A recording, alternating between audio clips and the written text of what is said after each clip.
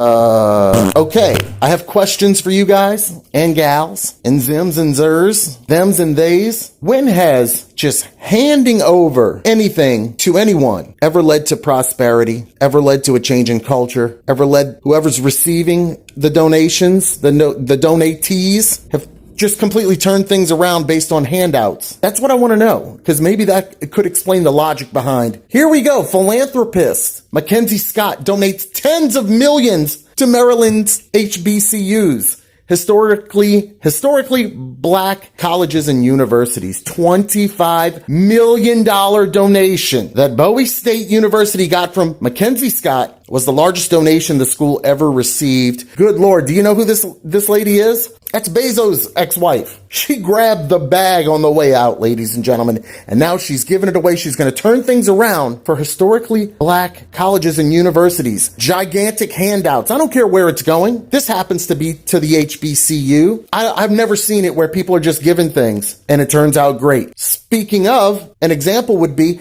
drive by your nearest public housing, and a lot of you will have brand new, whether they're shared living buildings, lots of apartments, whether they're these nice little single home families, neighborhoods that are built up and given to people. What do they look like after they're built? Nothing but trash. And they suck in money. They suck in tax money, resources to make the attempt to keep the blight somewhat manageable. But you know how it turns out. I want to show you some stats because this is in Maryland. Let's talk about Big Baltimore. Where are these people coming from that attend these Maryland historically black college universities? Are they coming from out of state and other places where their high school students can read and write? Because they can't read and write in the public schools in Baltimore. Here's some proof. This article has been updated and redirected. It came out in 2017. I think this is an update made this month in 2020. Several Baltimore schools report 0 students proficient in math and reading. And that's the same thing down here in New Orleans. And I have customers, grown adults, who need to sign paperwork, literally cannot script their own name. And many of them, it's sad, man. Many of them, they pretend to read what I'm giving them. I have to read it to them, and they are winging it the best they can when they need to sign anything, write a sentence, whatever it is. It's sad. But if we go ahead and just dump off $25 million to these Maryland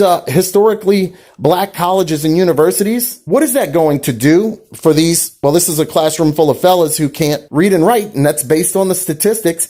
Let's go to a more recent breakdown of Baltimore City school districts. We'll look here at some numbers. Public schools in Baltimore City School District have an average math proficiency score of 18%. 18% proficiency in math. I guess that's better than 0% that we saw in the article that started in 2017 reporting those statistics. Let's look at some more numbers. This district's average testing ranking is 1 out of 10. And you know these schools and these wacko teacher unions who are, and we already know, super duper left, liberal, handing it out, giving it out. They're not just giving them money, they give them grades. Okay, this is what it is. You have to pass these students through, regardless of if they can read or write at any level. Take a look at some more statistics. Minority enrollment is 92% of the student body, which means majority black. I guess they had to put that in like you didn't know, which is more than Maryland public school average of 63. So for the whole state compared to just Baltimore. This fact about Baltimore public schools shocked me because I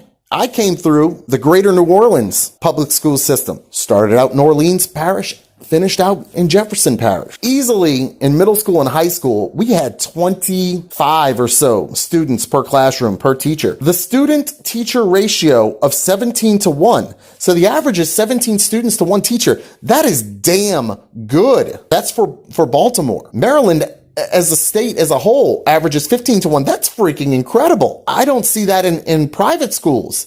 I got forced to go to private school for 2nd and 3rd grade. I hated it. No, 3rd and 4th grade. I absolutely hated it. Those kids used to eat Ryan alive. I made a big video about that. Lake Castle Private School. Look that video up. Those kids ate old Ryan alive. I had to leave. Bullied old Ryan because he was the poor kid. But I could read and I could write because that was important. that was something that was ingrained to me by my family, which I knew all of them, even though I didn't have a mother and father in the same household. I still needed to read and do math and pass, earn a grant, go to college. I mean, holy cow. So, Mackenzie Scott dumping $25 million into these state historically black college universities in Maryland. I just want to know where the students are coming from, because you put all that money into these schools in Maryland, but they're coming in not being able to read and write. So how are they getting diplomas from high school? And then how are they getting degrees? And degrees in what? Well, we probably know what. Gender studies degrees and, African studies, histories, things like that. Incredible. And unfortunately, then you do get a job with those degrees because there are quotas to be met. It's all a sad thing. And my point here, if you made it this far, before you smash your smartphone or your keyboard, my point here is I don't understand how dumping money fixes anything, because it's not spent correctly. Clearly. I don't know. Thought that was pretty amazing, but old Bezos' ex-wife just tossing that money around, getting the fame of being a philanthropist. And maybe that's what it's all about. Attention. Could be all about the attention. Oh my goodness. Anyway, Scott, let's finish off with this. Scott is the former wife of Amazon founder Jeff Bezos. Her donations in Maryland are part of more than $4.15 billion in financial gifts. And that's going nationwide, but holy cow. Ryan for Silly Reviews. I hope you watch the whole video before you leave a comment. Call me all kind of names. Be nice. Be nice to your fellow people. Your fellow man, woman, Zimzer, him, her, everybody. Merry Christmas.